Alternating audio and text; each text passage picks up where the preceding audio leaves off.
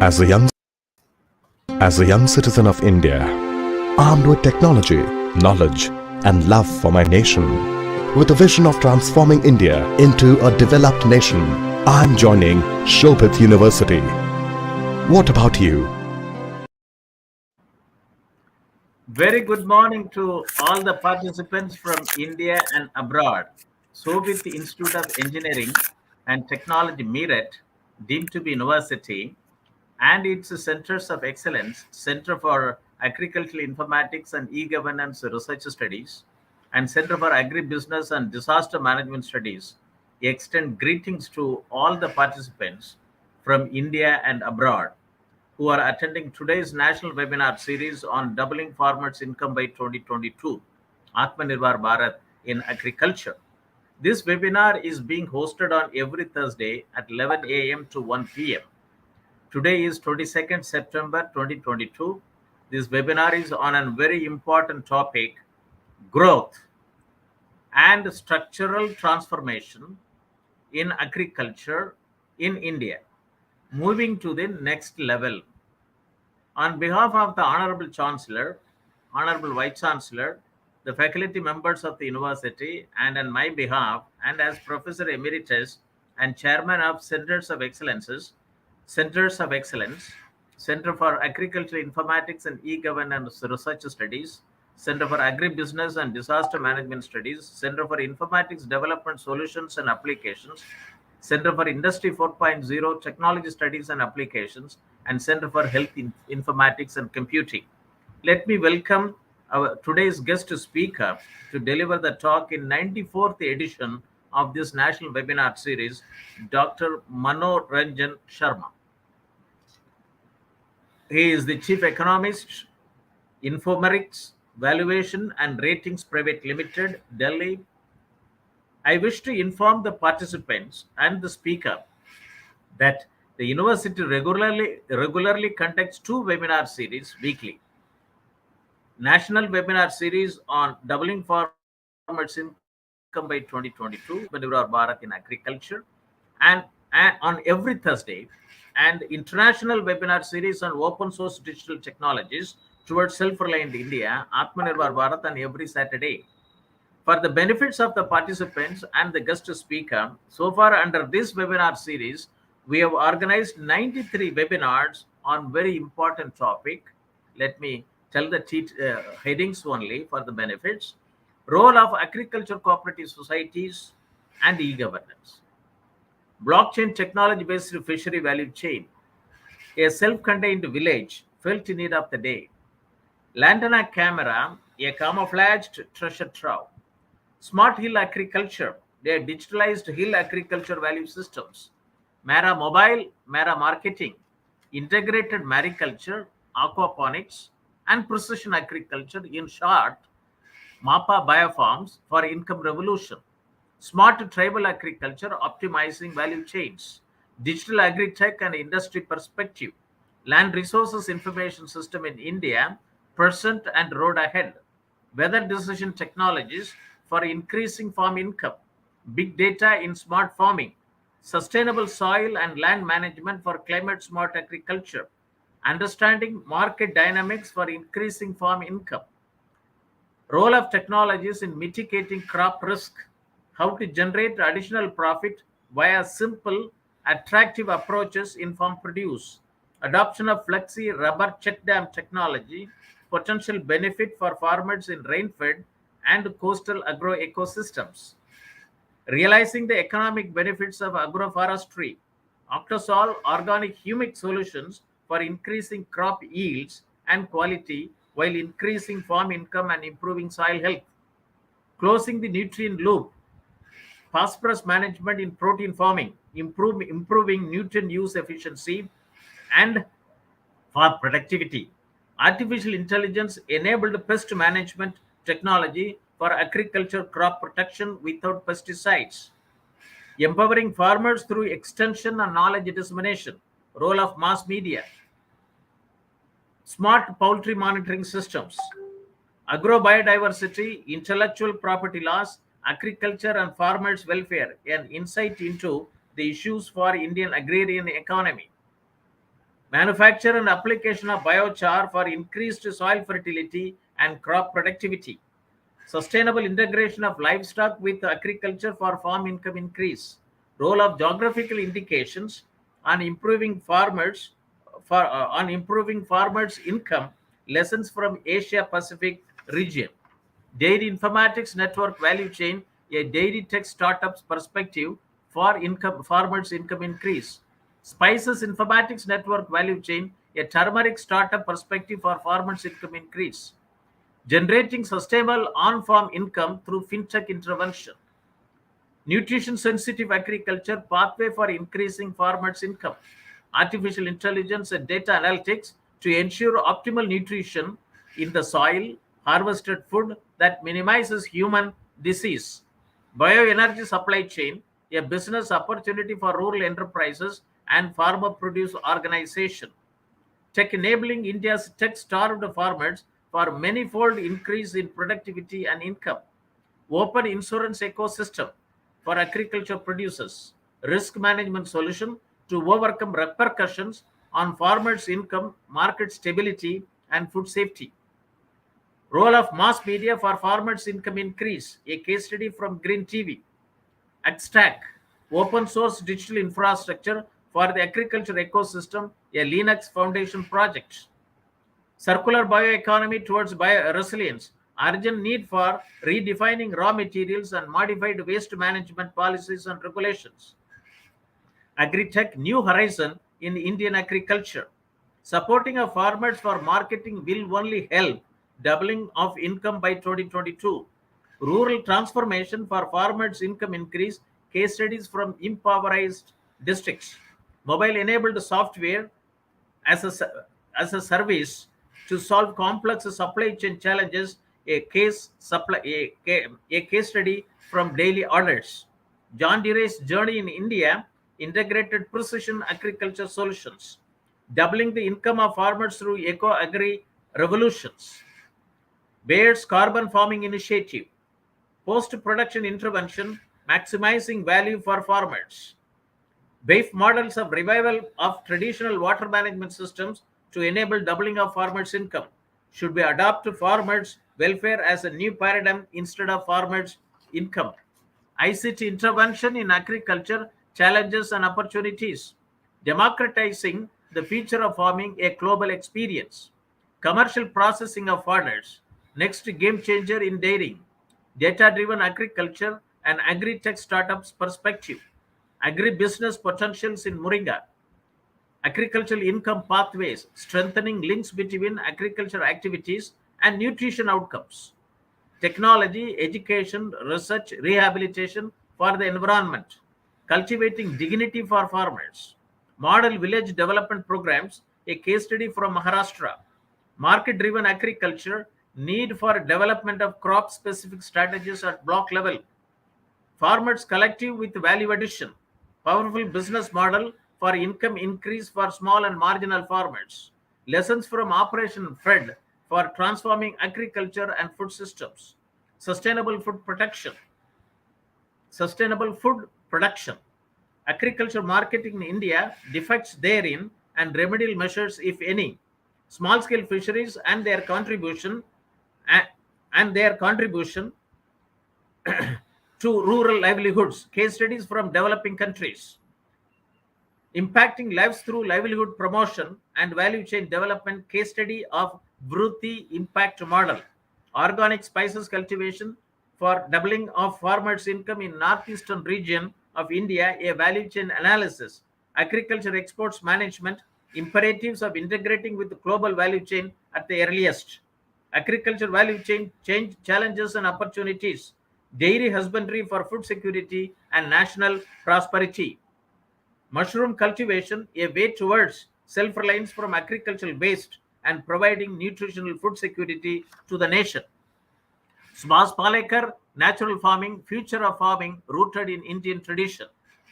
Vision 2025, agriculture and allied sectors viewpoint. Doubling income of tribal families through value chain intervention on minor forest producer, a case study on custard apple value chain from Udaipur, Rajasthan. Unnati Agri, Internet in farmlands, key for prosperous farmers. Jackfruit Informatics network value chain, a needed digital infrastructure for increasing farmers' income. Doubling of farmers' income through integrated agri value chains. Potential role of minor fruits in achieving nutritional and livelihood security. Fisheries Informatics network value chain, case study from Manja Technologies. Untapped potential for growth, co-create solutions to realize gains for farms, households, and communities. Neem tree, sustainable solutions to livelihood, chemical-free nutritious food, and global warming. One district, one product informatics network value chain, the key to unlocking India's potential of agri-exports. Village e-commerce, challenges, barriers, and potentials in rural India. Export promotion of GI-tagged agriculture products from India. Issues, challenges, and potential. Doubling Indian farmers' income through indigenous cows, opportunities and challenges. Livestock insurance ecosystem, a necessity for smallholder farmers in India. Innovative future farming, need for design of agriculture. Empowering rural farmers by co-creating value-added products and agri-tech entrepreneurs' perspective. Food value chain, issues, challenges, and potential. Animal health industry, quality, innovation, talent, and technology have the power to transform farm-linked activities, secondary agriculture, empowering small and marginal farmers in India, harnessing opportunities in rainfed area, pathway to prosperity, agri-entrepreneurship development, pathway for farming as a service, agricultural resources information system, and micro-level planning for enhancing farm health, a key to achieving the doubling farmers' income by 2022 agenda put forth. Today is the 94th edition of this national webinar series, which will be addressed by Dr. Manoranjan Sharma, Chief Economist, Informerics, Valuation and Ratings Private Limited, on a very important topic, growth and structural transformation in agriculture in India, moving to the next level. India is said to be a land of villages. Acharya Vinoba Bhave said, India is largely an agricultural country, Krishi Pradhan Desh, and a country of villages, Gram Pradhan Desh, having more than 6.25 lakh villages. And yet, agriculture sector is the foundation of Indian economy. It employs more than 50% of the people in India's workforce and contributes almost 17 to 18% of its GDP. At present, agricultural livelihoods are being severely impacted world over as a result of anthropogenic global warming and climate change. India's labor-intensive and subsistence-based agriculture sector is particularly vulnerable to this development. Farmers of India are facing multidimensional problems: price fluctuation, debt, and lack of infrastructure and weather-related decision support systems. Indian farming community comprises of about 14.5 crores operational holdings, of which 85% of the farmers have small and marginal size operational holdings. Farmer needs timely, location-specific, and personalized information for effective control on their production, risk, and then market their produce to identified market opportunities. Many national level programs, be it Digital India, Make in India, Skill India, Startup India, Stand Up India programs, have faced operational difficulties for its impacted farm level and farmers level, and that too at small and marginal farmers. Now, at least now, Make in India is making its inroads at the farm level through drone-based applications. Honorable Prime Minister Shri Narendra Modi, at the 7th Governing Council meeting of Niti Aayog held on 7th August 2022, he said, I quote, in his opening address, he stressed the need to focus on modernized agriculture, animal husbandry, and food processing to become self-sufficient and global leader in the agriculture sector. In his closing remarks in the same meeting, he said, I quote, each state should focus on promoting trade, tourism, and technology via every Indian mission around the world. The states must focus on reducing imports, increasing exports, and in identifying opportunities thereof. I would like to quote some recommendations from the Doubling Farmers' Income by 2022 report 2018, with which I have been closely associated as the group leader for two volumes, Volume 11 and Volume 12B. Volume 12B is Digital Technology in Agriculture, which gives 7 mission mode programs to be undertaken for total digitalization of Indian agriculture. Let me read it out for the benefits of the participants and the speaker.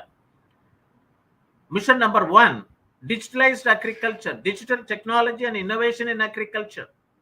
Digital India, Make in India, Skill India, and Startup India programs for transformational reforms in agriculture sector through smart irrigated farming, smart rainfed farming, and smart tribal farming. Digitalized agromet advisories and agricultural risk management solutions. Digitalized agricultural resources and resources, digitalized agricultural resources information systems, and micro level planning for achieving smart village and smart farming. Digitalized value chain for about 400 agriculture commodities. Digitalized access to inputs, technology, knowledge, skill, agricultural finance and credit and marketing and agribusiness management to farmers. Digitalized integrated land and water management system per drop more crop. And finally, digitalized farm health management for reduction of farmers' loss. This one mission mode program alone can bring in $1 trillion data economy. This is to understand, to see an integrated layer of human health, plant health, animal health, soil health, water health, fish health, and environmental health at our village level. And this report also talks about the total digitalization of cooperative societies and the networking of cooperative societies. Very important. Next, we have Atmanirbhar Bharat. It is the mission of our Honorable Prime Minister for making India self-reliant India, self-reliant nation, rested on 5 I's: intent, inclusion, environment, infrastructure, and innovation. Based on 5 pillars: quantum jump in economy, infrastructure, one that represents modern India, systems 21st century technology driven, vibrant demography, and demand, whereby the strength of our demand and supply chains should be utilized to full capacity. And government also has come out with a strategic plan for development during the next 25 years titled Amrit Kal led up to 100, means between 2022 to 2047. And it has the vision, namely complementing the macroeconomic level growth focus with a microeconomic level all inclusive welfare focus, promoting digital economy and fintech, technology enabled development, energy transition, and climate action, and relying on virtuous cycle starting from private investment with the public capital investment helping to crowd in private investment. And it also has blueprint for the Amrit Call, which is futuristic and inclusive. This will directly benefit our youth, women, farmers, scheduled caste, and scheduled tribe, and which has 4 priorities: PM Kadi Shakti, inclusive development, productivity enhancement and investment, sunrise opportunities, energy transition, and climate action, and finally, financing of investment. Last week, the government also has unveiled national logistic policy, and Union Cabinet has approved on 21st September 2022 this policy, which talks about development of unified logistic interface platform, to help different government and private agencies, shippers, service providers enable information exchange on a real-time basis in a confidential manner. And we have sustainable development goals of UN and also Agenda 2030, to give us the future we want. 17 Sustainable Development Goals and 169 targets to be achieved. Farm linked activities and secondary agriculture, empowering small and marginal farmers in India. All the 13 volumes of the Doubling Farmers Income Committee report, popularly known as Dr. Ashok Dalwai Committee report, talks about important areas for on farm linked activities to increase the farmers' income very effectively.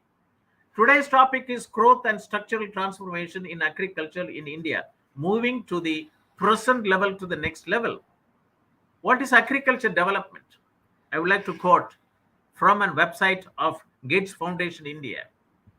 Agriculture sector is central pillar of Indian economy, employing 60% of the nation's workforce and contributing about 17% of the GDP. Productivity remains a challenge. However, and poverty and malnutrition in rural areas remain high. Water shortages, a changing climate, and fragmented land holdings make it difficult for millions of smallholder farmers to feed their families, much less earn a profit from their labor. In line with the priorities of India's central and state government, the Gates Foundation focuses on 3 strategic goals to enable India's agriculture transformation and ensure that the transformation is inclusive, increase agriculture productivity and household income for smallholder farmers, enable equitable consumption of safe,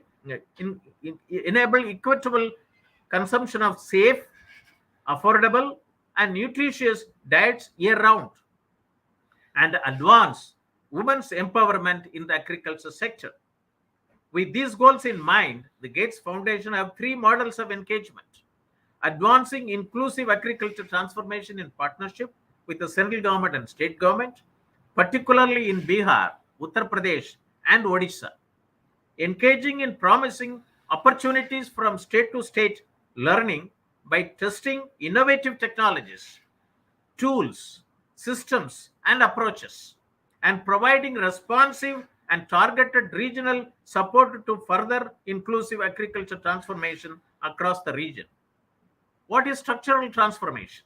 Structural transformation is the process by which low-income societies, in which agriculture absorbs most labor and generates most economic output, become a high-income societies characterized by a relatively smaller but more productive agricultural sector. Growth and structural transformation of agriculture in Bihar, I would like to quote, it's a report from National Council of Applied Economic Research. It is a sponsored project of UK Department for International Development in India.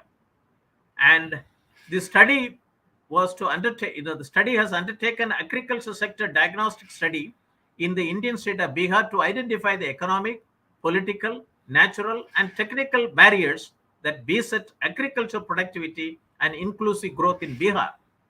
Despite the presence of rich natural resource in Bihar, the state until recently remained backward in agriculture development. Economy of Bihar is dominated by agriculture, which contributes over a quarter of state's income and accounts for employment of about 70% of the rural workforce.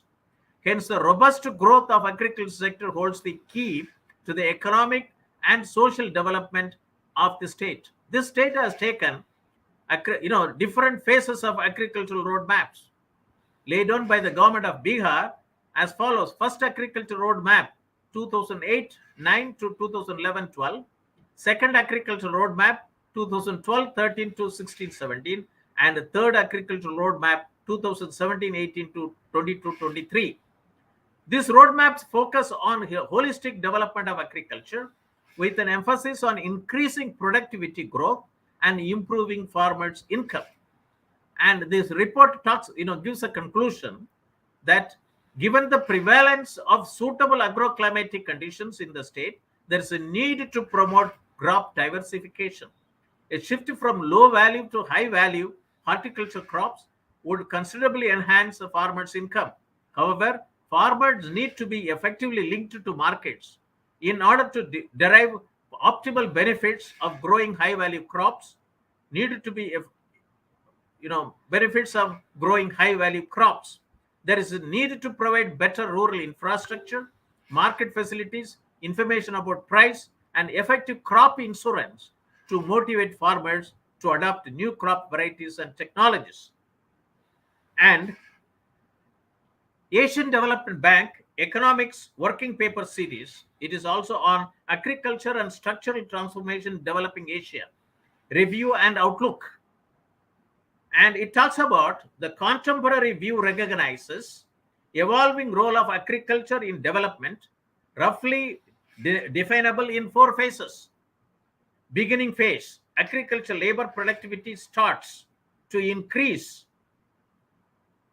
Second, agriculture surplus. Agriculture productivity growth generates surplus towards the development of non-agriculture sector.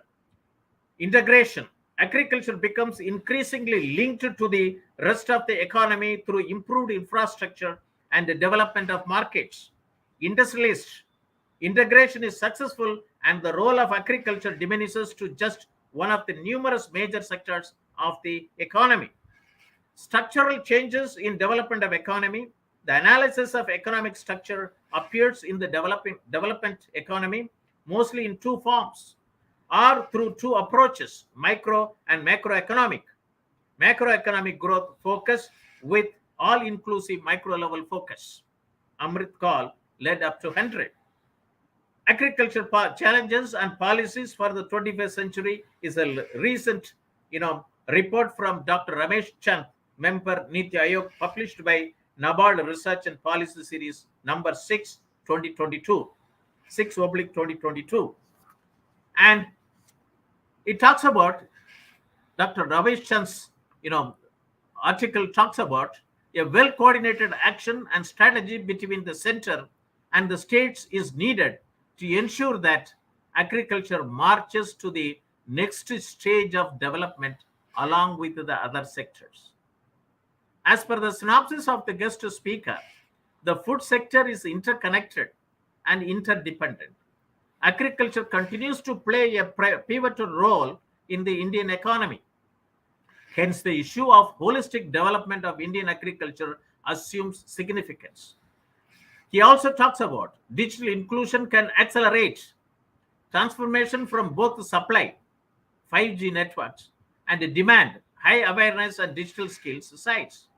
Digital divide in terms of deficient infrastructure and training in Asia Pacific region hampers development, particularly post-COVID-19.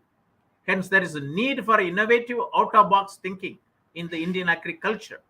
Hence, the Agriculture Ministry's thrust on a public sector research and extension institution plus private agri-tech players in digitization. Example, Kisan drones for crop evaluation, pesticides, nutrients, analytics, artificial intelligence, blockchain, etc. to raise productivity across regions is significant.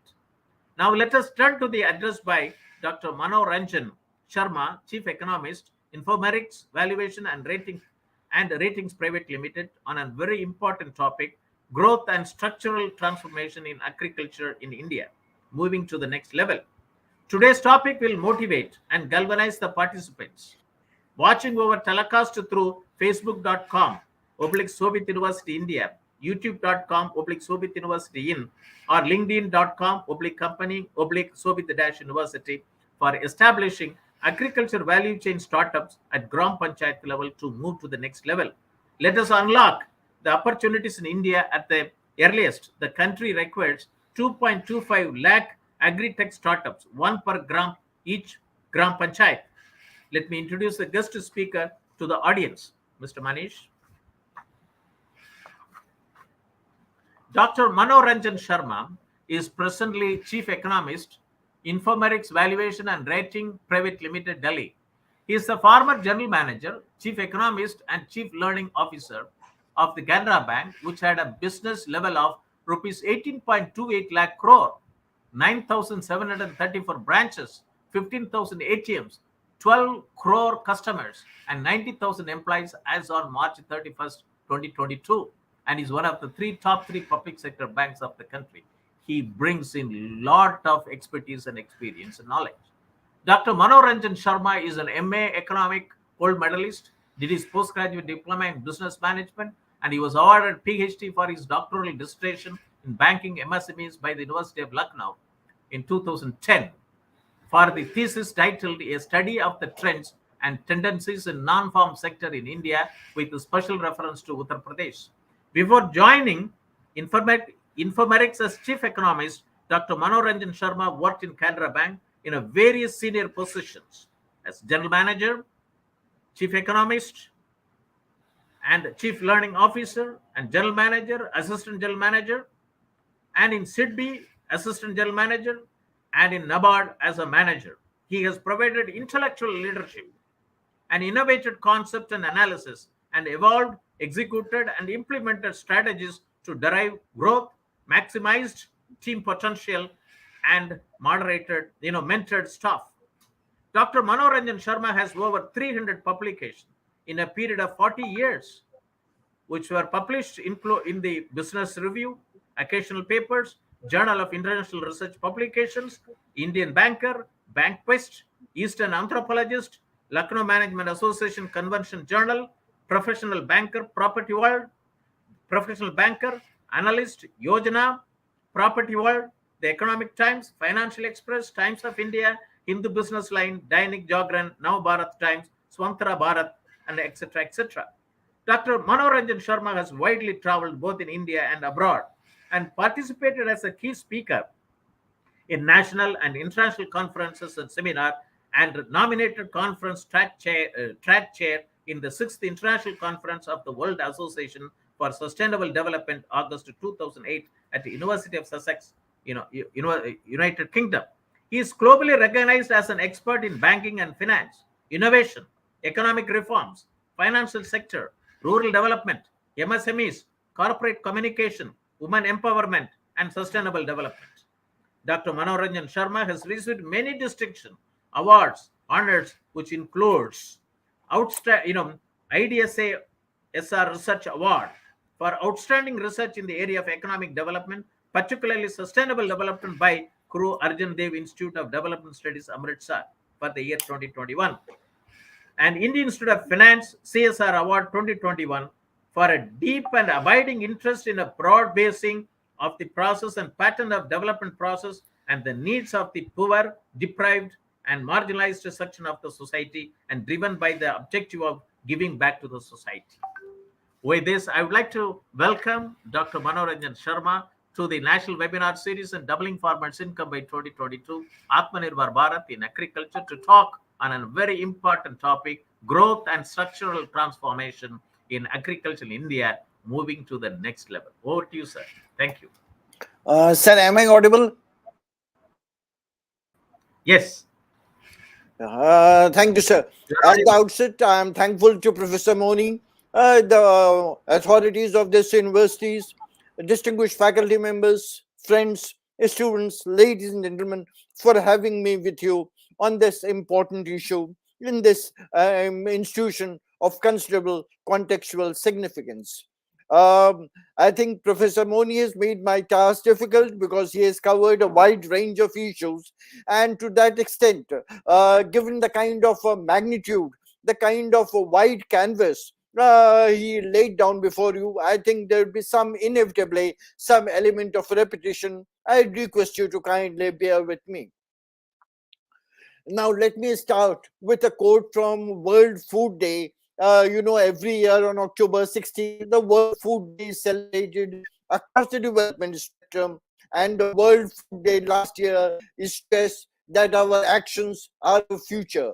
Better production, better nutrition, a better environment, and a better life. This, going forward, has to be the motto. Now, if you view things in a proper historical and comparative perspective, India has significant achievements over the last 50 years. But as Professor Moni referred in several of his points, we are now celebrating 75 years of independence. And this India at 75 provides a time for reflection, for some kind of introspection, to find out what have we achieved during the years of consolidation, and going forward, where do we go from here? What is the roadmap ahead? Let me begin. I think Professor Moni covered a wide canvas, but then let me begin by highlighting one of the asymmetric process of development, which is inherent in the kind of development that we see in India today.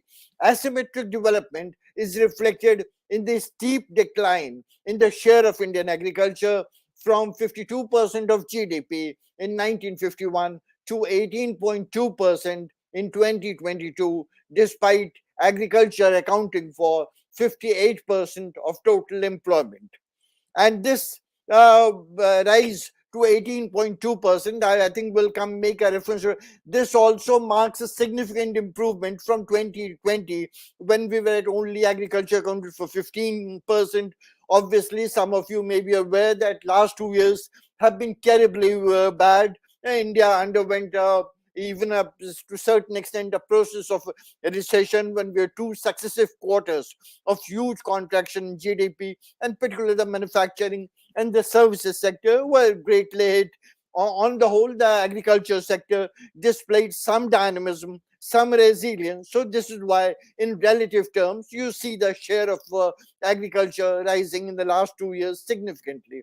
But it is also to be realized that agriculture, together with allied sectors like animal husbandry, horticulture, poultry, fishery, forestry, sericulture, duck farming, etc., significantly strengthens the rural economy.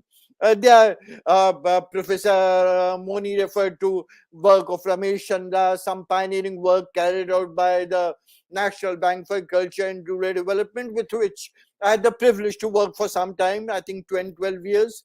Also, some other studies of Niti Aayog. And, so, it has been demonstrated that in view of significant forward and backward linkages, in view of the close association of agriculture with allied activities, it may not be proper to view things in a silo, to view things in some kind of an isolation. And because of the wide range of interdependencies and interlinkages, we need to take a more broad brush kind of an approach. Now, repeated references, and I think this is the 94th, as Professor Moni explained very well, 94th in the series of this, the doubling of farmers' income. So let me take a minute to see how things have panned out over the years. If you look in the last 4-5 years, that the income of farmers grew in the range of 1.3 to 1.7 times in FY22, financial year 21-22, from the FY18 levels on an average, while grain exports soared to over $50 million. For certain crops in some states, like soybean in Maharashtra, cotton in Karnataka, farmers' income more than doubled in FY22 from FY18 levels, while in other cases, it rose in the range of 1.3 to 1.7 times.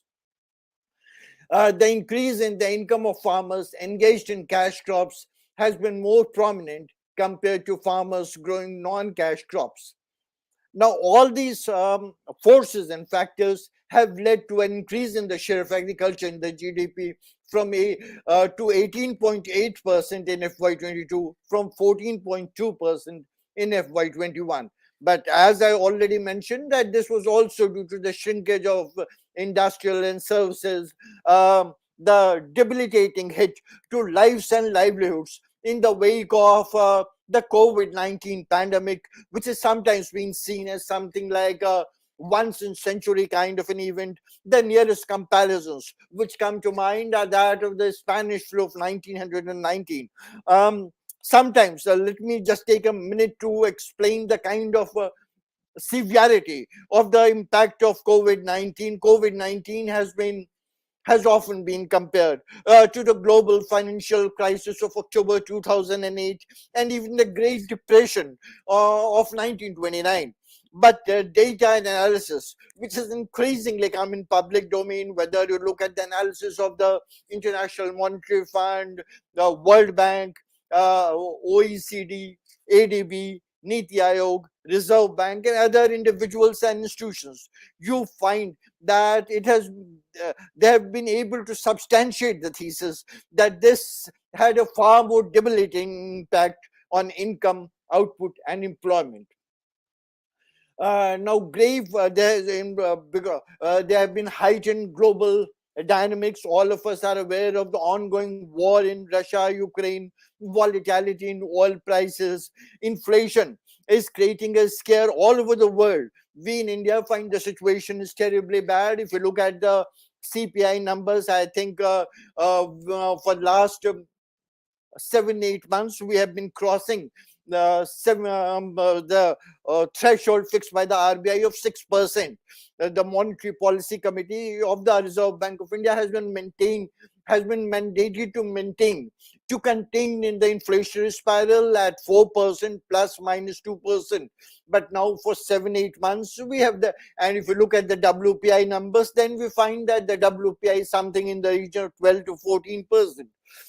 So obviously things are bad in India on the inflation front. But if you look at the situation in Canada, if you look at the situation in US, if you look at the situation in the United Kingdom, you find that things are not just bad, maybe much possibly worse. US, there has been a 40-year unprecedented inflation level of about 8%. Similarly in UK, and because of this, the Central Bank of England, the Bank of England, Central Bank in England, the US Fed Reserve have been on a aggressive interest rate hiking because of the difference in the time zone yesterday. So it has come in all the national dailies today. The Fed Reserve, because of about 11 hours difference in time zone between America, they have again hiked the short-term benchmark rates by 75 basis points. So another concern which is of significant bearing on the issue of agriculture in India and indeed elsewhere, that it is widely foreseen that we may be looking at, there may already be a food crisis in different parts of the world. Grave food crisis situation needs synchronized efforts to meet a food crisis by meeting open trade, supporting vulnerable households, ensuring sufficient agriculture supply, and addressing financing pressures. The IMF's MD, managing director, has stressed food security and sharply higher prices of food, energy, and fertilizers post the Ukraine war. This issue gets exacerbated, gets aggravated with fragile public finances, high public debt, surging inflation, and vulnerable households. Now, before I come to some of the major constraints, let me try to adopt some kind of a broad brush approach, look at some critical elements of a big picture of agriculture in India.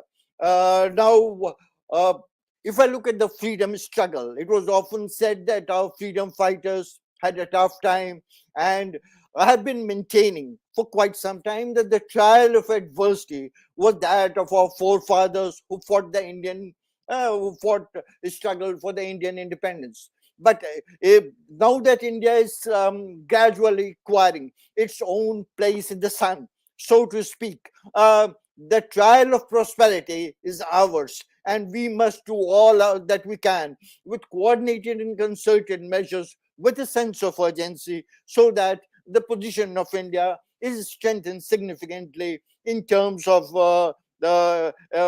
its economic power position in terms of all parameters. Some of you may recall that about 5-6 days back there was a news item that India has emerged the fifth largest global economy in the world. So obviously all these things are very welcome, but then if you look at disaggregated data, I think I'm reminded of Robert Frost's very famous lines The woods are lovely, dark and deep, but I have miles to go before I sleep and miles to go before I sleep. So obviously this is a very welcome thing that India's GDP fifth largest, but if you drill down the data, if you look at things in a more disaggregated granular examination, you find India's per capita income in US dollars terms at roughly about 2,500, does not compare anywhere with the UK, which is at about $40,000. So obviously we have miles to go. Another issue which of concern which I would like to highlight is that if you look at the IMF World Bank data set, there are roughly about 200 countries in the world. And if you do some kind of a cross-country analysis spanning a few centuries, what you find is that in all countries, there are three basic segments: agriculture, industry, and services. Now, if you look at the process of how the process and pattern of economic development has panned out over the years across countries, across, is that traditionally the most important sector, as in case of India also, was agriculture. Gradually people shifted, countries shifted to manufacturing, and finally the services sector. But here India, in case of India, you find a note of dissonance, you find a discordant note that we seem to have, and this has been well established in economic literature, whether you look at the work of the IMF, the World Bank, or any such literature, that even Economic and Political Weekly, you'll find a large number that India straight away seems to have leapfrogged from agriculture sector to the services sector. As all of us are aware, services sector is by far the most significant sector in the country, with about 60% of GDP, roughly. Take a 1 or 2 percentage points here and there, depending on the yearly variation. So roughly 60% comes to GDP. Now, of course, there's been a greater shift on, as Professor Moni explained, Atmanirbhar Bharat, make in India, make for India, startup, although so that agriculture and manufacturing sector also receive due recognition. If the India growth story is to be fully realized, not just partially, but in full and complete measure, as Jawaharlal Nehru said, Pandit Nehru said in his famous speech when India became independence, that we made a tryst with destiny, and now has come to redeem our pledge, not partly but substantially in complete measure. So if we are to redeem that trust, obviously we cannot ignore the significant contribution of agriculture, of manufacturing sector, and because of forward and backward linkages, because of the issues of non-farm sector, because of micro, small, medium enterprises, because of agroforestry. These sectors are inextricable. The manufacturing and agriculture sector are in certain ways inextricably linked together. And as I think Moni Saab also mentioned, that if we have to bring about a significant improvement in the income levels, in the standard of living of the people, the agriculture and the MSME and the larger, broader industrial sector have to be seen together. Now, in this connection, somehow there may be sometimes a misconception that this kind of a sharper focus on agriculture is a new thing. Professor Moni referred to large number of reports of Professor Ramesh Chand, Niti Aayog, and the work he did in the digital era. But let me take you a few years back, a few decades back, in fact, and because unfortunately not many people have the habit of serious reading these days because of the proliferation of WhatsApp and text messages and whatnot. So if you look at the position of India down through the ages, what you find is that India achieved independence on 15th August 1947. And in 1950, India embarked on the process of planned economic development. Now, if you look at the first 5-year plan, the first 5-year plan defined the central objective of planning in India to bring about a sustained increase in the standards of living of the people. Now, obviously, we don't have these 5-year plans, but the same philosophy continues to guide our work and our philosophy. Now, if you do some kind of a disaggregated examination, you find that while this objective continues to be the central objective of planned development in India for last, this objective has basically four components of growth, modernization, structural transformation, sometimes also uses modernization, self-reliance, and social justice. It is my thesis that all these four elements of the basis process of development, growth, modernization, self-reliance, social justice, agriculture has an important bearing, has a significant influence on all these four most important sub-themes of India's development. Now, so this is the broad picture. Now let us come to some of the major constraints. By and large, this is known to most people, but then let me try to put things in a sharper focus. Unless we are aware of the ground realities, how do we improve things? So sometimes this data set is also useful to chart out the roadmap ahead. So in case of agriculture, this agriculture census of 2010-11, which is the most comprehensive work. We have, I think, a decadal census.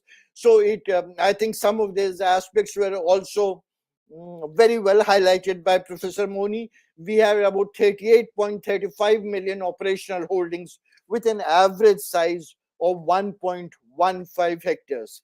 And as Moni Saab mentioned, 85% are in the marginal and small farmers categories with holdings of less than 2 hectares. Another issue which hampers India's steady growth in agriculture is the unavailability of good quality seeds, particularly for small and marginal farmers because of high prices. Now, one of the recurring themes in Professor Moni's address was the use of technology. So, obviously, inadequate use of technology has led to low productivity. Are also farmers are dependent on informal agencies for their credit needs, despite a steady flow, increase in the flow of credit from formal institutions. Now, let me come to a very controversial issue of a steady rise in agriculture prices. Now, agriculture prices, all of us consume food. So, obviously, this is an essential item of our basket, daily consumption basket. So, sometimes it's also held that if food prices go out of hand, then obviously the poor, the marginal, the vulnerable sections of society get hit. But if you look things historically, what you find is that that the trend rate of agriculture growth in India has been something of the order of roughly about 2%. If you look at the compound annual growth rate of agriculture in India, you find it roughly 2.1, 2.2%, roughly around 2%, depending on which base year you use, which closing year you use. So roughly around 2%. Now, this national agriculture policy, I think some elements were referred to by Professor Moni also. This talks about making a clean break with the past, bringing out some kind of a paradigm shift, and to bring about a sustained growth of 4%. 4% may not seem much in these days, but when you are looking at a trend growth rate, and a trend growth rate not just for 2, 4, 5 years, for a period of 75 years of about 2%, moving even to 4% as laid down in our national agriculture policy 4-5 years back, would mark a significant improvement. Now, when you find that significant agriculture growth has happened in certain areas, I try to look at the data, try to do some kind of a data crunching. And what I find is that 50% of high agriculture growth was powered by increased agriculture prices, necessitating that some other people, for example, noted agriculturists like Vijendra, Sharma, and so many others have shown that the rise in agriculture prices has to outpace, has to grow much faster than the rise in other commodities to adequately incentivize the farmers. Obviously, I realize this is a very sensitive issue. This is an issue with huge political overtones. So obviously, but this I just like to flag this issue, that this also issue needs to be brought to the table. There are different ways of looking at it. There are different prisms, but then this is also a certainly must factor in our decision-making matrix. Now, this brings us to the next issue of the dilemma of sustaining agriculture growth by containing rise in food prices within manageable proportions and incentivizing the farmers at the same time to enhance production without hardship to consumers. Now, to that extent, there are these are two conflicting objectives. There's some kind of an inherent trade-off, but then, as all of us are aware, in economics, finance, banking, policy making, there are always elements of trade-off. So sometimes we have to reconcile these kind of conflicting objectives. We have to um, sort of, for want of a better word, marry these conflicting objectives so that the trade-off could be managed in an efficient manner. Now, if we look at the latest position, what is find is that India currently produces about 726 million tons of food to meet the demands of 1.35 billion people.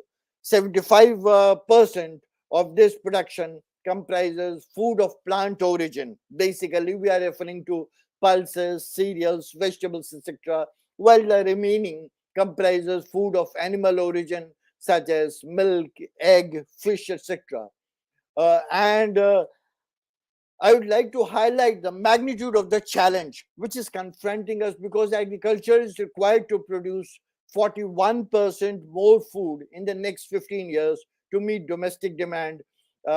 And we need to grow by a minimum about 2.5% annually to produce well over, some estimates place it at 1,020 million tons of food would be required by 2031-32. That means for the financial year 32. Related to this is also one aspect which places, while the production of food grains, production of agriculture has increased significantly, another very welcome aspect has been, which is sometimes lost sight of in this den on economic debates on that the food and nutrition composition of the India's population has changed significantly in the last few years, and changed significantly for the better. The government of India and some of their economic survey reports have also highlighted this, that we are by and large we are taking more nutritious food. Most of you would be aware that we have a very healthy tradition in India for going back to about 75 years, that across governments, across whichever parties in power, different shades of government, that the Honorable Finance Minister places on the floor of Parliament a very comprehensive set of documents called the Economic Survey on the day preceding the presentation of the Union Budget. And this is called the Economic Survey of India, and it is widely considered, not just in India, but all over the world, as one of the most authoritative documents of the government of India, which looks at the various issues in a proper perspective. And this has been so for last 60, 70 years. So this is also highlighted, Economic Survey, and there's some Reserve Bank publications, Niti Aayog work done in reports on currency and finance, the RBI annual report, and so many other things about that the food and nutrition composition of the kind of has changed, and changed for the better. Now, and another aspect I think all of us are aware is that we are aware of the thing that oil creates havoc. The range of oil prices sometimes goes from, let us say, about 45, it has dropped to a level of about $40 a barrel. Sometimes I think in 2010 or 11, we also went to something like 130, 140 billion dollars. So this is the significance of oil. But now if we look at the shortage of water all over the world. In India, we have been three kinds of block: gray, white, and number of dark blocks are increasing. And now a very powerful slogan has come up all over the world that water is the new oil. So and there have been repeated very powerful works done by multilateral institutions that the next war will be triggered by the need for water. In case of India also, there's absolutely no room for complacency. We have been slightly better endowed than some countries, particularly if you look at the MENA countries, Arab world, African countries, some other parts also. But then agriculture accounts for about 80% of the total water use. But despite this, 50% of the total area under cultivation was without irrigation. Some detailed primary survey based. Most of you will be aware that there are two kinds of research done in this world, whether in India or anywhere. We have either the primary survey, primary database research, or the secondary. The secondary data research, you refer to published books, journals. In case of primary data, you go to the field, collect data. So obviously the significance of primary data has always been much higher than a secondary database. So here a lot of primary surveys, primary database research have established that water efficiency in India is only about 33%. That means we waste roughly about 40 to 60%. Pioneering work there. Professor Ramesh Chand has worked in this area. So many, I think one of the most respected names. Basically, this agriculture is not my area. My area is basically banking and finance. But as a well-informed layman, obviously, I've been keeping track. Professor Ashok Gulati was something like a godlike aura in this field, agriculture. Ashok Gulati has demonstrated, so many others, that this agriculture. Another person who has done pioneering work in this area, that water use inefficiency, Professor G.K. Chadha. Professor, large number of papers, Professor Chadha, that 33%. Now this requires an the accent on land and water resources. They have to be used optimally. Another issue of great concern is that the public investment in agriculture has not picked up. Certain areas it has declined. And I was part of the banking sector also. So similar to this is that banks have to fulfill the mandated targets: priority sector lending, direct agriculture. 40% of their lending has to go to identified priority sectors, called A and B, C, adjusted net bank credit. But here also we find that, if I may speak a little candidly, may frankly, that what you find is, now that I'm out of the banking system for about 2 years, I think I can afford to be more forthright in my views. Banks have been taking the shortcut by financing mainly what is known as STSO, short-term seasonal agriculture operations, Kisan credit card, crop loan. So they have not gone into term lending kind of issues of, let us say, minor irrigation, farm mechanization, plantation and horticulture, dairy farming. So all those issues have not received adequate attention, the kind of attention they certainly required. Obviously, all of us are agreed that this is a focus area, but then this has not received the kind of adequate attention, maybe for a variety of reasons. Another issue which I'd like to highlight here, and then again, this has been stressed in a lot of reports of Niti Aayog, even the NABARD and Reserve Bank have brought that the low levels of additional capabilities of rural and agriculture workers have hampered proper steady agriculture growth. Obviously, as Professor Moni said, that we have proliferation of digital channels, and to some extent this has worked like a leveler. We have a huge number of mobile phones, internet connections, and now this kind of information, this kind of a knowledge, this kind of information dissemination, which was restricted to a certain areas, to certain group of, obviously this is finding a wider acceptability and resonance. So on the whole, I would like to submit that given the macroeconomic implications of agriculture, both for economic growth and distributive equity, it cannot be a business as usual any longer. and a more of the same approach will not suffice. This is why there is a compelling need for an innovative and out of box thinking. So, this brings us to the need for a sharper focus on holistic development, all round development. How do we go about bringing about this kind of a holistic development? Now, this has a wide range of forces and factors. Let me attempt to highlight some things holistically. Transforming consumption pattern, shifting agriculture practices from sowing to planting, drainage, irrigation, fertilizer, plant protection, harvesting, weeding and storage, diversifying agriculture from food grains to high value items, for example, horticulture, livestock, fisheries, and truly sustainable, better livelihoods is necessary. In this connection, NABARD, National Bank for Agriculture, has done some pioneering work, and they have developed some widely accepted benchmarks, which are used by lead banks and NABARDs, and they can be used to assess verifiable, quantifiable indicators.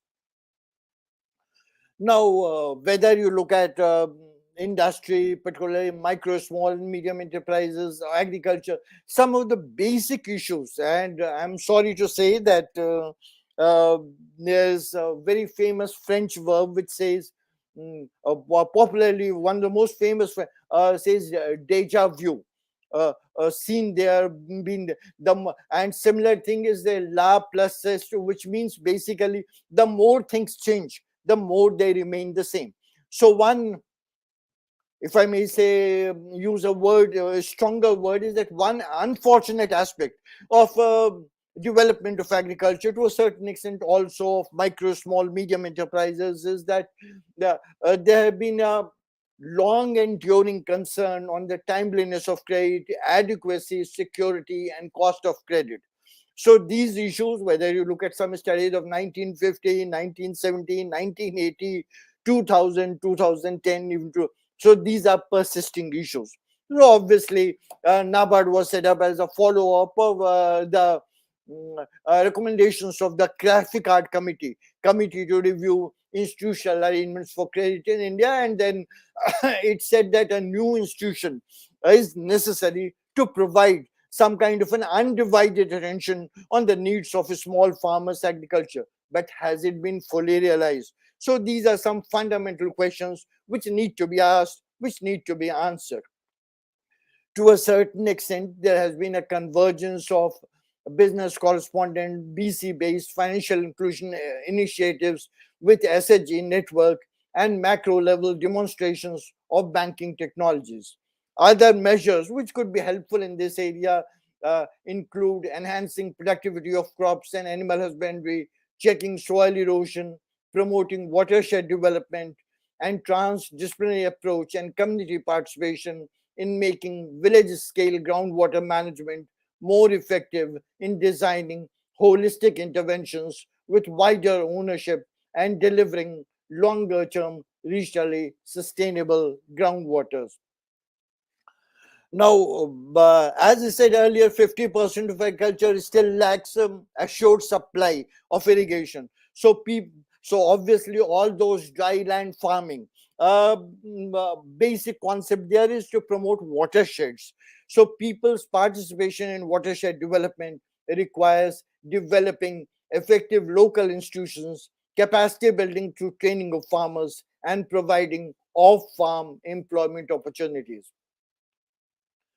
Uh, Now, the issues of agriculture, because as I said earlier, 85% farmers belong to the small and marginal farmers group, less than 2 hectares of land. So, obviously, this is closely related to the issue of financial inclusion. So, we could achieve greater financial inclusion by developing aspirational districts, microfinance, sanction and disbursement of higher credit by banks and financial institutions, formation of joint liability groups, JLGs, and their credit linkage and monitoring and evaluation of verifiable, quantifiable indicators an accent on farmers, producers, organizations, FPOs. Some of this is not new work, it's already something like a work in progress. Some of these things are already being done at different stages, different levels. But my submission is this needs to be given a much sharper thrust. There has to be an accent on these areas with record food grains production, horticulture diversification, greater significance of allied sector, and changing dynamics of agriculture trade, the key enablers. They are particularly, as I look at, there are three key enablers: productivity, agriculture, mechanization, and irrigation. These three areas need significant strengthening. Now, the RBI has highlighted agricultural challenges of climate change, agriculture waste management, disguised unemployment, and volatile food prices, necessitating supply side interventions. For example, higher public investment, storage, infra, and food processing industries. Now, let me come to the issue of food prices.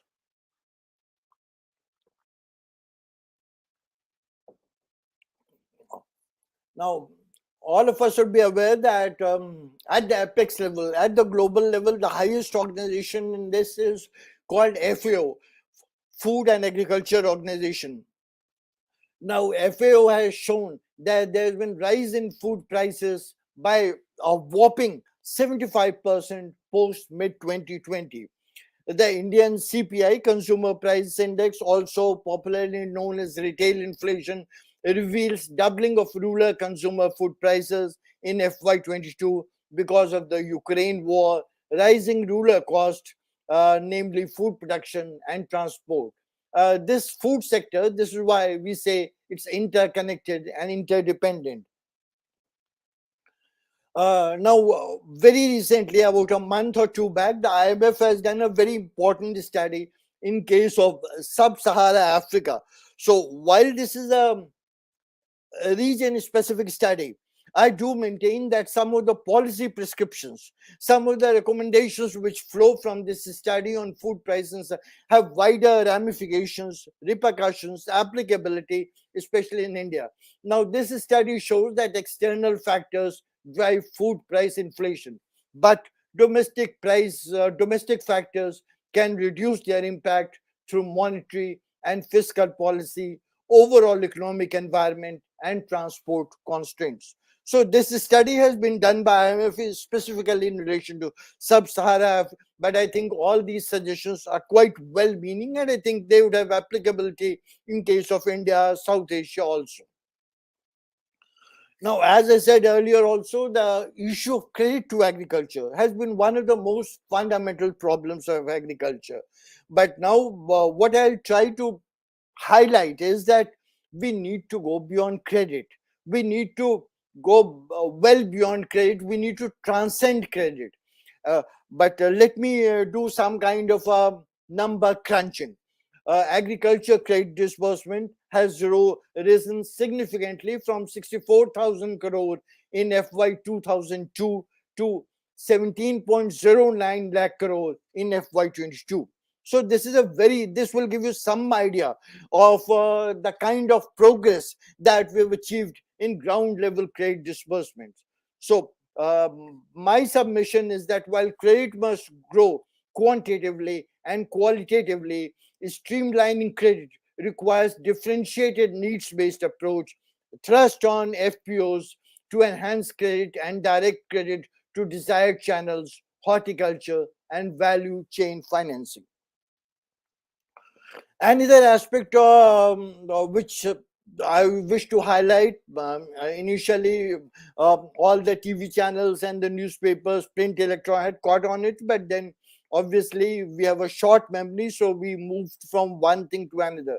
There have been sweeping changes in cooperatives. These are reflected in the computerization of about 63,000 functional primary agriculture credit societies, PACs, with a budget of rupees 2,516 crore, of which the government of India contribution would be over 1,500 crore to reduce the number of PACs to 3 lakhs by 2025 and benefit 13 crore farmers.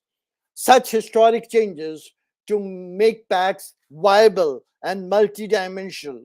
These viable and multidimensional are words in the government policy documents involve not just rupees 2,500 crore, but rupees 3.19 lakh crore by the government of India, state government, and NABARD. Uh, packs have been broadened by 20 new options. There has been a reduced surcharge from 12% to 7% for packs with earnings of rupees 1 to 10 crore, and the minimum alternate tax MAT has also been reduced. Now, again, one issue which has been coming up in any discussion of agriculture is that issue of agriculture value chain. No discussion of agriculture can. I think I worked in NABARD for about 12 years, and we went through several studies. NABARD Staff College in Lucknow, Bankers Rural Development in Bird, Lucknow, and a lot of our own primary database that we found. And unfortunately, again, a sense of deja vu comes up that things have, that ultimately, in case of the farmers' agitation, also this is that ultimately at the final level, at the level of the last mile, what you find is the farmer gets only something like 1/3 of the value which is paid by the final consumer. So this development of agriculture value chain is significant. Now there can some kind of differences. How do you define a value chain? I think the World Bank's definition would enjoy a fair measure of consensus across countries, and this World Bank describes the full range of value adding activities required to bring a product or services through different phases of production, including procurement of raw materials and other inputs. Now there are 6-7 stages in agriculture value chain. I've tried to break down these stages. You move from inputs to production to harvesting to food, packaging, and retail. As I see it, these are the sequential stages of the agriculture value chain. Now, Professor Moni referred in detail to this doubling of farmers' income objective. There are basically 6 key agendas here to enhance productivity with multiplier effects on the larger ecosystem. These are improvement in crop productivity, improvement in livestock productivity, resource use efficiency, or saving in cost of production, uh, increase in cropping intensity, diversification towards high value crops, and improvement in real prices received by farmers. So, by and large, this is the accepted conventional wisdom. Also, what you call in literature received wisdom. I don't think you'll find any kind of debates, discussions, difference of opinion that this is the way to go forward. But we have to realize that appearances are sometimes deceptive. It's not all that simple as it seems, and there are significant challenges in the realization of the inherent potential of the value chain. The multiple challenges. Some I would like to highlight: excessive stress on land, water, and soil health, lack of knowledge or information about high value growth products, limited exposure to high productivity practices, weak market linkages, inefficient supply chain with high levels of food wastage, and an acute dependence on rainfall. Now, basically, I have looked at the value chain 2 stages. Use the modern term, what is used commonly in the oil industry: upstreaming, downstreaming. So, what are the challenges in upstreaming agriculture value chain? One, of course, is the scarcity of resources. They are hugely stressed farm resources like land, water, and soil health. More than half the country faces water state with withdrawals at 40 to 80% of available supply. Is stressed labor supply because underemployment, people are shifting from agriculture to more productive sectors of industry and services. And agriculture jobs declined by 25 million between 2011 and 2015, while non-farm jobs rose by 33 million. Another issue is that issue of improving crop yields. Now, this is again a very significant. Sometimes we feel very happy if you compare things from 1950 to 2022 that we have improved significantly. We were a basket case. Some of you who are about 50, 60 may be able to recall in 1960s we were dependent on doles, on what is known as PL 480. Public Law 480, green. We used to get shoddy quality of wheat from the US, but now we are almost completely self-sufficient. But this is the good part of the picture. But I'm reminded of a popular dialogue of one very famous Hindi actor, Shah Rukh Khan, who said in one of his films, I forgot the name of the film here, but where he says, "Picture abhi baki hai mere dost." So there is a flip side to that also. So when you look at the big picture, obviously you find areas of improvement, and not just improvement, significant improvement. But when you do some kind of a disaggregated, granular examination of the data, what you find is that India's crop yields are still significantly lower than other country averages. For example, average rice yield in India is 3.6 ton per hectare compared to 6.7 tons in China. Similarly, potato, which is grown all over the country, yield per hectare is 50% lower than that of the US. So we could achieve 40 to 70%, some rough rule of thumb calculations. Large number of studies have been made on the basis of existing data. Attempts have been made to extrapolate that by concerted measures with a sense of immediacy, we could bring about a total rise in total production of the order of 40 to 70%. So this is a very huge figure for the case of India, and obviously planners, policy makers, bankers, agriculture experts, all of us have to sit together and work in a coordinated and concerted manner to realize higher yields. Now let me come to some major challenges in downstreaming agriculture value chain. One is the issue of multiple intermediaries and lack of transparency and traceability. Mandis and FPOs need digitization to bring more transparency in transactions. Farmers need more channels. Data and market can empower each stakeholder. India ranks among top 5 countries in food processing. By 2024, the sector will employ 9 million persons, and organized sector has only 60% of the share. Streamlining and traceability can improve farmers' income and exports. Now, let me come to another issue of losses in the food chain. Again, there are both empirical evidence, theoretical studies, and all these basically converge on the finding that 60% of food loss and waste in India happens between the field and the end consumer. And what is particularly shocking, that this humongous food loss, estimated at something like 55 to 60%, is concentrated in a few crops, especially fruits and vegetables and cereals. So cold chain penetration, adoption, this could be the way forward, but is limited by high cost of stable power supply, low capacity utilization, and limited financing options. This is why it is necessary to improve farmers' incomes by addressing the storage and handling of food and creating market linkages to customers. Now, again, I'd like to highlight that this we may think in this day and age that these are all new concepts, but these have been age-old concepts in case of India. I am reminded of a very powerful, going back a few thousand years old Sanskrit shloka, which says, Annam na nindayat tad vratam. Now, this means that we should not waste food, and the significance of pure and healthy food has to be realized by all of us. Now, another issue is the trends in consumption moving towards fruits and vegetables and pulses because of rising GDP per capita, changing consumer preferences towards healthy foods, leading to increased consumption of proteins, particularly pulses.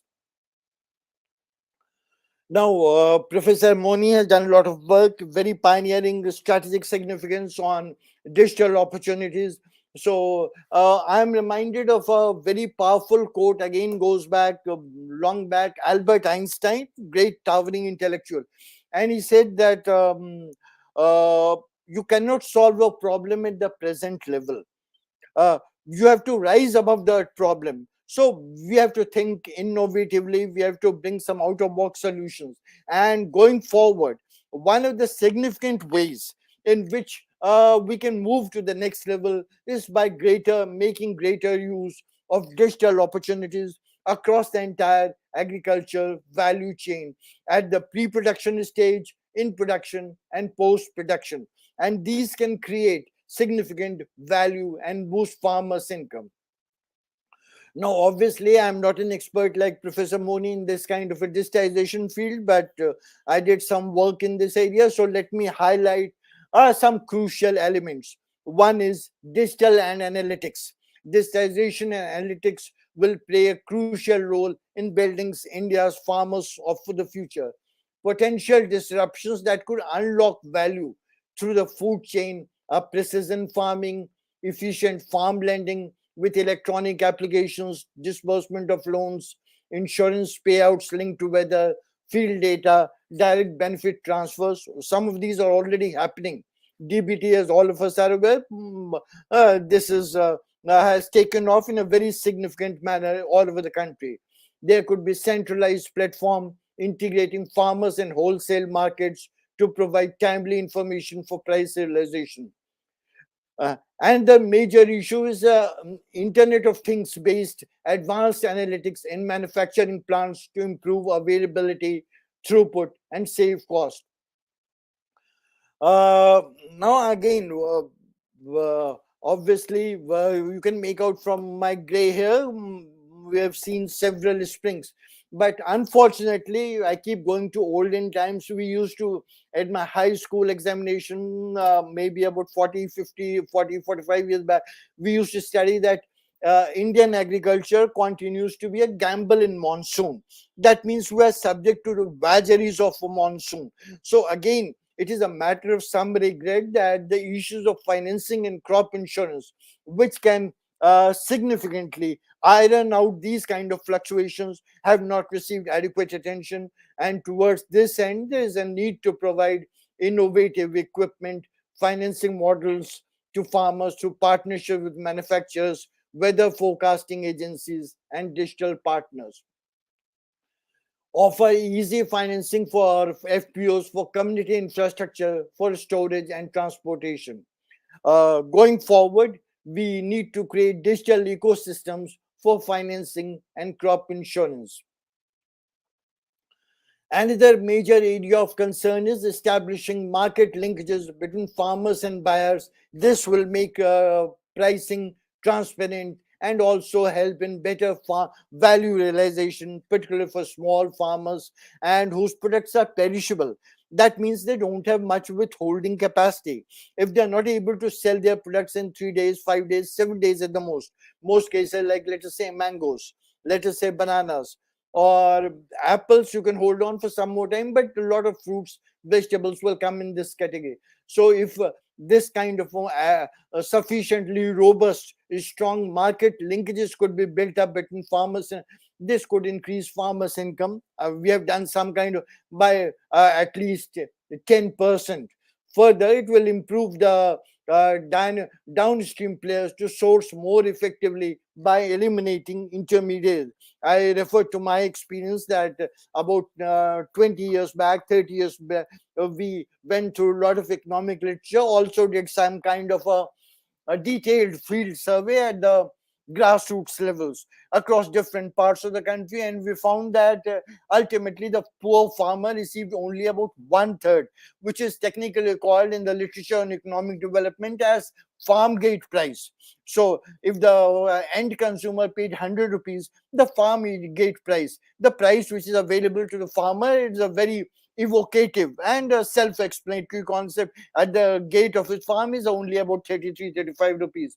So all these will reduce the extent of intermediation which is in the and benefit the farmers. Investing in cold storage is necessary, and beyond cold storage we need to develop something like a cold chain from the farm to the fork. We need refrigerated way. There's an institution called APIDA, and there's also institution Ministry of Food Processing. So they have done pioneering work in this area, but given the humongous challenges that we face, I think this is not enough, and this needs to be carried to its logical end. Now, there has also to be greater investment in food and fruits and vegetables and pulses to meet demand, and this could unlock about $15 billion to $20 billion by 2025 and boost farmers' income by roughly 35 to 40%. Now, when you do some kind of this is what I try to look at is it's easy to make this kind of a sweeping generic kind of a statement, but what are the products what are the crops we should focus on? And I did some kind of a literature survey, and I found that basically this huge demand will be concentrated in 6 crops such as mango, tomato, potato, pomegranate, onion, and grapes. And by 2025, that means in another 3 to 4 years, these 6 crops will account for about 65% of the incremental produce value. So obviously, while the entire agriculture needs focused attention, these are priority areas. These are areas which need sharper focus. Now, let me come briefly to the issue of technological transformation. Digital inclusion can accelerate transformation from both supply, 5G networks, and demand higher awareness in digital skills. Dr. Sarmaji. Yes, sir. While you were talking, there was a disruption. Can you tell about the 6 crops? Because at that time, internet speed was very low, so we are not able to hear the word. Okay, these 6 crops are mango, tomato, potato, pomegranate, onion, and grapes. Okay. So I think some of these issues of technical transformation were covered in the abstract, which was highlighted by Professor Moni. So we could here to provide a sharper focus, we need precision farming, including integrated field data, weather patterns, could drive agronomic device to farmers, and yield forecasting at affordable prices. Now, bridging digital divide requires partnerships across stakeholders, boosting awareness, carrying regulatory action to promote data privacy, cybersecurity, education, and training. Public and private sectors must work in unison as partners in development to alter ground realities. Now, another issue which has come up repeatedly, now all of us are aware that India is to be a 5 trillion economy. Obviously, we are still at about 3.2 trillion because of the hit to pandemic. This caused some kind of a crippling hit to our objective. But then if we are to become a 5 trillion economy and subsequently another 10 trillion and move forward, agriculture has to play an increasingly important role. So agriculture exports have risen very significantly by 20% to $50 billion in FY22 because of production and exports. Familiarizing state governments and farmers in exports helps in removing infrastructure, logistics, post-harvest bottlenecks. The government of India's 2018 agriculture export policy visualized robust agriculture, and some of its main components were doubling of exports from 30 billion to 60 billion by 2022, diversified exports, and boost high value and value added exports non-traditional agriculture exports promotion, greater market access, and global integration. Now let me come to final section of my presentation, roadmap ahead. Where do we go from here?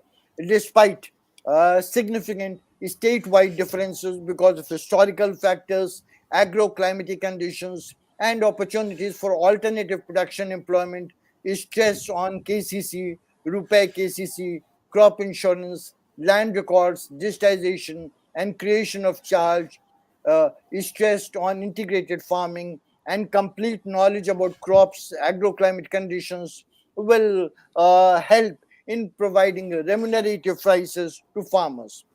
Now, most farmer parts of India have ample sunlight. Hence, focus on solar power and farms is imperative.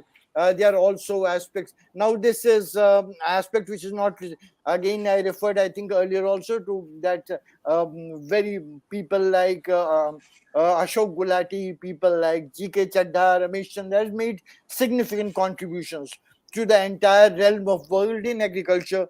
And here, this Professor Ashok Gulati has done significant work. It has been published in all papers, Financial Express, and I think business, some other paper, possibly Economic and Political Weekly. He has pioneered this concept of solar farms. That maybe this could be more profitable. So this is again a work in progress, but this seems to have immense latent potential. Going forward, we could explore this with beneficial effects. There are also aspects such as sprinkler irrigation, drip irrigation, high-tech nursery to promote fruits, vegetables, and flowers. Now, let me again try to bring some out-of-box elements and combine agriculture with some other elements which have been successfully, maybe new to a certain extent in India, but has been done successfully in Africa, in parts of Europe. So maybe we could replicate what has been done. And this strategy, innovative, could be agri-tourism, which is a kind of a multi-functionality involving various agriculture activities, animal rights, and stay at rural areas with natural and fresh cuisines. Some of you may already have seen it. This is being done in all resorts. Where you were given camel ride, horse ride, elephant ride along the farm. So maybe this could be given a greater impetus. Important location specific criteria, approximate water source, away from polluted environment, better connectivity, natural site, historical importance, agriculture prosperity, etc. Another aspect is skill development, vocational education, and training, and focus on meeting challenges of first generation women. Women have been significantly working in the agriculture sector, but now maybe the proportion of women have taken a hit. So there has to be a rethink on these issues. Simultaneously, attempts are necessary for greater investment and private participation in clusters. Clusters could be of two kinds, induced and historical. So both clusters is significantly help in enhancing production in a focused manner through attention to the time age-old issues of credit, marketing, technological modernization, and infrastructure mechanism. Now, I am privileged to be a member of the Governors Advisory Council. I think there are 5 or 6 advisors to the governor of Rajasthan. So we did some kind of a study how to bring about access to some of the policy prescriptions, some of the recommendations which flow from that kind of analysis would have wider applicability. So given the success in semi-arid regions, for example, North Rajasthan, community-based groundwater and ecosystem restoration could check ecological and socio-economic decline. Further, locally appropriate, integrated social and technical solutions promote a virtual cycle, enhancing quality of ecosystems and well-being of local people with effective use of STEEP, STEEP. This is the term which is commonly used. By STEEP, we mean social, technological, economic, environmental, and political framework. Now, Finally, going forward, the roadmap ahead must bring about a paradigm shift with an accent on competitiveness, pricing, timeliness, diversification, food parks and cold chain infrastructure, and moving up the value chain. This seems to be a tall order, but basically they are uh, attempts have to be made simultaneously on two fronts. One is strategically, and the other is operationally. At the strategic level, the action includes policy measures, infrastructure and logistic support, holistic export-oriented approach, and greater engagements of state governments. Agriculture, as all of us are aware, is a state subject. Operationally, there has to be undivided attention on a cluster-based approach, value-added exports, marketing and promotion of brand India, strong quality control and evaluation mechanisms, research and development. In this vision of a new India, an India which is fully developed, inclusive and equitable agriculture and growth and structural transformation require synchronized attempts by the Government of India, state governments, Agriculture and Processed Food Exports Development Authority, APIDA, National Dairy Development Board, NDDB, Gujarat Cooperative Milk Marketing Federation, GCMF, exporters, food and agro processing industry, Reserve Bank of India, National Bank for Culture and Rural Development, commercial banks, Exim Bank, banks, agri-tech startups, FPOs, apart from the farmers themselves. So let me end with this. Let me end on a note of optimism. I'm reminded of a very powerful words of one of the most towering, greatest Hindi poets, Ramdhari Singh Dinkar, who wrote, I think his birth anniversary also falls in this month. ये नखत के बुझते हैं सारा आकाश तुम्हारा है. For those of you who may not be fully familiar with the Hindi language, let me attempt to give an rough English translation, which would go something like this: the stars of the sky are fading, the entire sky is yours. So this is the kind of opportunities. The tunnel may be long, the tunnel may be difficult, but we see light at the end of the tunnel. And going forward, India is certain to play an increasingly important role on the global level. And in this kind of an overarching scenario, we see agriculture not as a peripheral element, but as part of the mainstream strategy, not as a footnote, but as an important chapter in the India's growth story. The India growth story is here to stay, is here to flourish, and agriculture has to be an increasingly important part of the India growth story. Thank you very much. Thank you for having me with you here today. Nice. Thank you. Thank you. Very nice. And for your more than 1 hour, 15 minutes talk, it's non-stop, but during the period, because of the internet connectivity problem, we had some disturbances. We are not able to get some of the things, but still continue to get your viewpoints very effectively. And Dr. Sarmaji, it's a very important talk. And I'm now, after listening to you, it is something like, it is an address to a big gathering of scholars, and like an international conference or national conference. The non-stop flow of your idea is enormous. It's I salute you with a vast experience which you got it, and the linking of various issues, you brought it very effectively. And I have noted down a lot of points. And we have multiple institutions, multiple schemes, but at the grassroots level, these institutions and these schemes are not synergizing at the farm level and farmer level. This is what you brought it out very effectively. And then we have 127 agroclimatic zones, 365 days of sunlight, and then 400 commodity value chain, plant-based food production, animal-based food production, and how to see a holistic development at the grassroots level, at the farm level, at the farmer level. And your 1 hour 15 minutes talk was so energetic, so emphatic in nature, that I am completely immersed in your talk, and always thinking about that, how both of us, how we should work together. And with your vast experience as a banker, not only one bank, but you worked on one of the third largest public sector bank, and also worked with the SIDBI, and also worked with NABARD.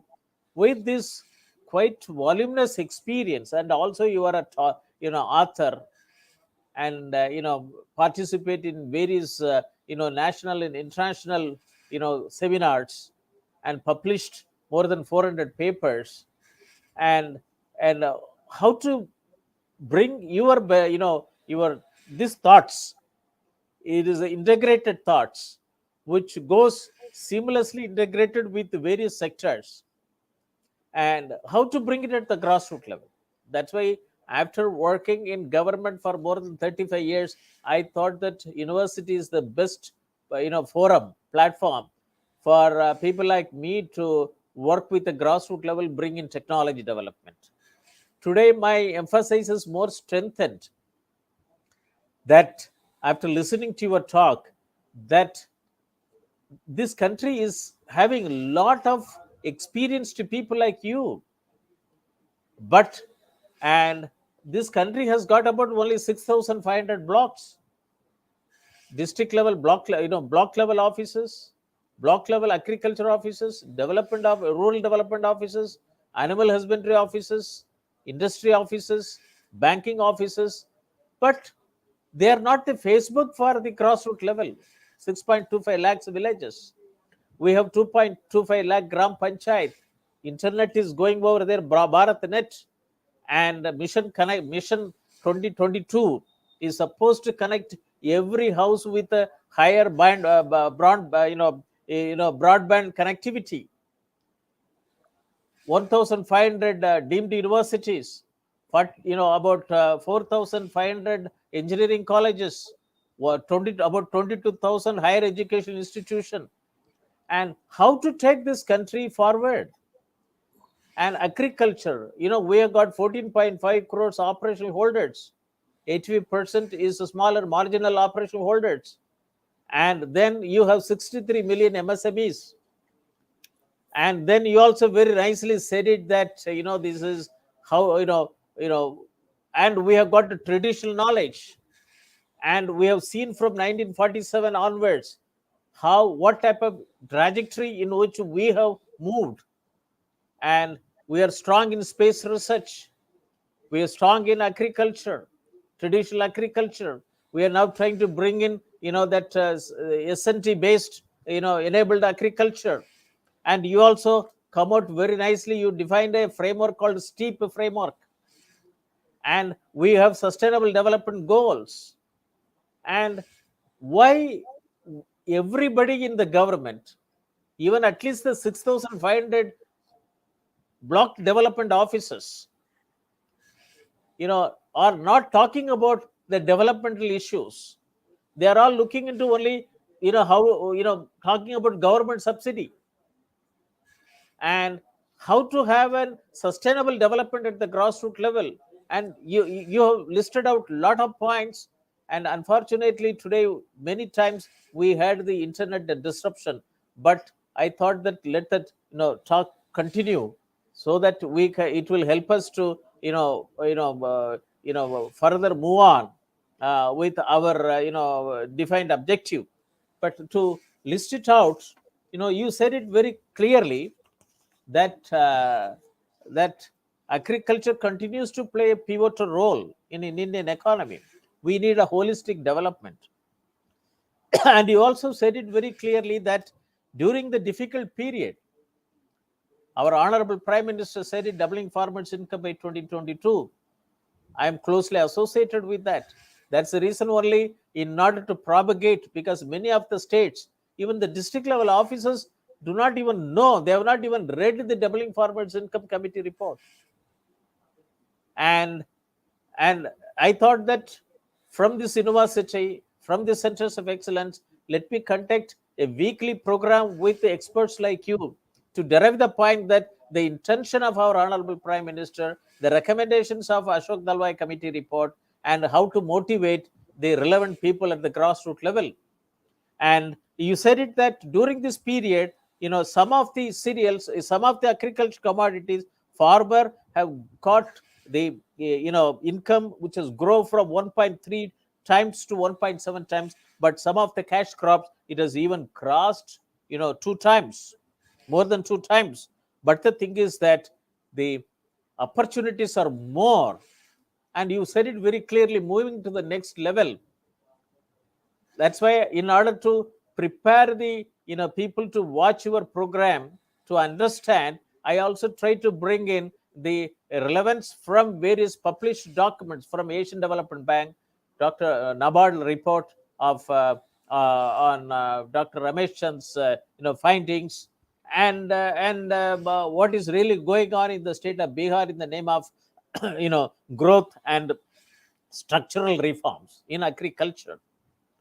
But after listening to your talk, and with my vast experience when I was involved in the 512 districts computerization way back in 1987, which was the founding stone for e-governance program, and then 95 I gave the IT blueprint for agriculture sector. Now from 2013 onwards, now that up to 2018, when we finalized the Doubling Farmers Income Committee report for the volume for the digital technology in agriculture, I carried all the experience and expertise from 1987 onwards. It's a bottom-up, requirements growth, which I traveled. It's a big journey. And I put it as a 7 mission mode programs. After listening to your talk, I think if the 7 mission mode program of digital technology in agriculture, that will be as your next level, that you put it very nicely to the next level. And I'm attaching that the country has to move to the next level of operationalizing of the 7 mission mode programs on digital technology in agriculture, as detailed by the Dr. Ashok Dalwai Committee report, volume 12B. And you put it very nicely that this is, you talked about upstream challenges and downstream challenges, and agriculture is it is a problem of unstructured nature, and that's why that synergization of government schemes has to be there at the farm level, at the farmer level, which is not happening. And then we have to have a comprehensive agricultural resources information system. And then we have to have an agricultural risk management solutions. You talked about crop insurance. And then we have to have a complete value chain for an agriculture commodities. And you have a plant-based agriculture commodities and animal-based agriculture commodities. And then you have integrated land, digitalized integrated land and water management systems. You talked about so many other aspects related to that. And then you also talked about that the credit requirement, term loan, time credit, which is need to be made available. And I'm surprised that the credit disbursement from 2002, it was 64,000 crores. Now it is 17.09 lakh crore. And we have to really see that whether the 85% of the small and marginal farmers are getting benefit out of this 17.09 lakh crore credit which are made available. And we have 1 lakh primary agriculture cooperative societies, 22,000 primary fisher cooperative societies. Why they are not becoming an agriculture value chain for their member? Why they stop with only that loan disbursement and then waiving of loan? Why can't we make it as the agriculture value chain? Why can't they associate with every agriculture cooperative society with an agri-tech startup to make their members is a part of the value chain? That's what I have been talking in every forum, that this, that every 1 lakh primary agriculture cooperative society, 1.5 lakh dairy cooperative society, farmer produce organizations, and 22,000 primary fisher cooperative society have to become an agriculture value chain through and technology startups should be associated. And I'm very happy that today, you brought it out as a banker, as an economist, as a person worked in, MSME sector, brought the issues very effectively. The thing is that, Dr. Sharma ji, I would like to openly request you that how to convert your thought process, and also through the 5 centers of excellence which we have established in the Shobhit Institute of Engineering. This is the first private university to work agriculture as a use case, bringing technology through these 5 centers of excellence. And this is the 94th edition of the Talk Weekly. And Saturday program, I conduct on international webinar series on technology for bringing in the grassroots level. That is an association with African Asian Rural Development Organization. And that is also, by this week, I will be covering 93rd edition. It means that there are a lot of problems are there. It has to be solved with the complete stakeholdership of the people associated with the agriculture value chain. And agriculture cannot grow only with government subsidy, which only with the government subsidy it can grow. Farmer has to increase their productivity, and then they have to get to the market price. And both in the national level and the global level, agriculture commodity value chain has to be integrated with the global value chain, with the traceability. That is more important.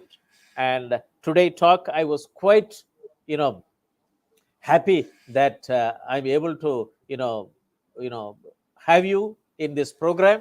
And it is very important. But we have to, through the digital technology, we have to see growth and structural transformation in Indian agriculture. So that's why I would like to make it as our motto, that adoption of digital technology to see growth and structural transformation in the Indian agriculture. I would like to hear from you your final words, and then we will close the webinar. Over to you, sir. Sir, thank you very much for a kind and generous words. So basically, I'd like to make just two simple points. One is that I have some interest in agriculture, but agriculture has not been my core interest because mainly I've worked in the area of banking and finance. Another thing is that you say, what is the way forward? So to my mind as a layman, as you also highlighted, most of us are aware of the issues. Most of us are also aware, but as a very famous English phrase goes, the proof of pudding is in the in the eating. So as Indians, perhaps we are very good at planning, we are very good at visualizing, but the implementation going forward has to be the key. Thank you. So thank you very much. And this university is working for one digitally enabled agriculture value chain per district. The country has got 753. And there is a query which has come. Srikant Gupta, sir, what do you say about much use of hybrid species? Well, hybrid AI species have played a very important role. If you see the what is known as the green revolution, which happened in India, basically this was known as the HYV revolution. There are three elements of this green revolution: irrigation, high quality seeds, and fertilizers. Now, recently, what we find is that there has been a shift from hybrid seeds all over the world to organic farming. But as the Sri Lankan, that is a bad example to refer to, that maybe we should go in a gradual and calibrated manner. If we go fully steam ahead, if we go the whole hog, maybe productivity could be hit, maybe lives and livelihoods could be hit, maybe income, output, and employment could be hit. So these are complex issues. These are issues of multi-layered concern, and then there has to be a slow and steady kind of slow and steady wins the race. So I think These are very complex issues. We cannot. I am reminded of a very famous quote of Lord Gautam Buddha, who said in Hindi, "Madhyam marg moksha ka marg hai." That means in English, the middle path leads to salvation. So maybe hybrid seats, they may have some disadvantage. Maybe it leads to, there have been some work which says that hybrid seats leads to a vicious circle, in the sense that every year you need more fertilizers. If first year you need X, second year you need X plus 10%. Similarly in case of irrigation. So but all these things need to be considered in a comprehensive, and there are so many experts. So I think straight away making some kind of a value judgment whether to scrap hybrid seeds or to go full steam ahead, it's difficult to. Maybe there are ifs and buts, maybe there are pros and cons, and since this has led to significant success, maybe we should think long and hard before making some kind of a game changing moves, because moving some kind of a revolutionary change. So going forward, I think this issue needs to be considered in its entirety for a comprehensive assessment of the evolving dynamics. Thank you. Thank you very much, Mr. Manish. Is there any other query? Okay. And No, sir. okay, thank you. And it's very important that we have brought out a lot of issues, and that we should move to the next level. It's digital technology is a very important step, and it will unite everybody. The government is going for. I think he says thank you very much, sir, for your reply, and wishes to Professor Moni for your high involvement in such good information for all of us. Thank you very much. Thank you, Guptaji. And Thank you very much, sir. Thank you. It is a and, great pleasure and privilege being with all of you. Thank you, sir. thank you very much. With this, I would like to close the webinar and we will leave the studio. Thank you very much. I thank our honor. Thanks for your participation. Greetings from Shobhit University. For your please contact Professor Moni Maraswamy, Professor Emeritus and Chairman, Center for Agriculture Informatics and E-Governance Studies, and Center for Agribusiness and Disaster Management. And for former Director General, National Informatics Center, Government of India, New Delhi. And my email ID is moni@shobhituniversity.ac.in. Thank you very much. And we will close the webinar and leave the studio. Thank you.